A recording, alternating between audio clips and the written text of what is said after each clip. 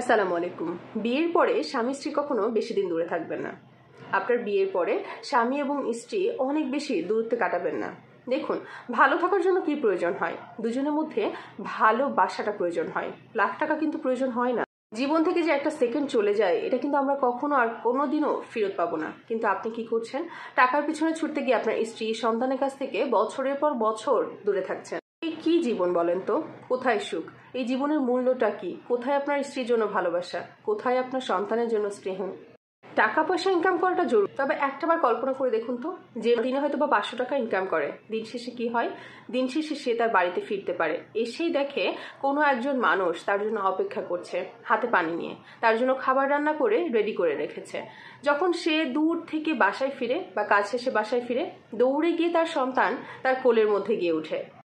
থেকে বড় কথা হলো, সারাদিনের ক্লান্তি শেষ করে রাত্রেবেলা যখন সে বিছানায় ঘুমাতে যায়, তখন সে তার পাশে তার স্ত্রী এবং সন্তানকে খুঁজে পায়, যেটা সব থেকে শান্তির জায়গা। কোনো নারীর জীবন থেকে না এমন সময়টাকে কখনোই কেড়ে নেবেন না, যেই সময়টা সে শুধুমাত্র আপনাকে চায়। বাইরে গেলে যখন দেখে কোনো একটা যুগল হাত ধরে পাঞ্জাবি পরে শাড়ি পরে ঘুরে বেড়াচ্ছে, আপনার স্ত্রী যখন এটা দেখে, তখন না সে অসহায়ের মতো একটা দীর্ঘশ্বাস ফেলে, যেটা ছাড়া তার করার আর কিছুই থাকে না। আপনি হয়তো অনেক টাকা ইনকাম করে স্ত্রীকে দামি শাড়ি গহনা ঠিকই দিতে পারবেন, কিন্তু তার জীবন থেকে যে সুন্দর মুহূর্ত, সুন্দর সময়গুলো চলে যাচ্ছে, এগুলো কিন্তু কোটি টাকা দিয়েও আর কোনোদিন আপনি ফেরত নিয়ে আসতে পারবেন না। এই উত্তপ্ত ভালোবাসাগুলো এই লাখ টাকার নিচে না চাপা পড়ে যাচ্ছে। এর কথা তো বাদে দিলাম, আপনার সন্তান যখন দেখে কোনো বাবা তার সন্তানকে বেলুন কিনে দিচ্ছে, তখন না সেখানে সে আপনাকে কল্পনা করে। তার শৈশব থেকে আপনি সুন্দর মুহূর্তগুলোকে টাকার জন্য কেড়ে নিচ্ছে।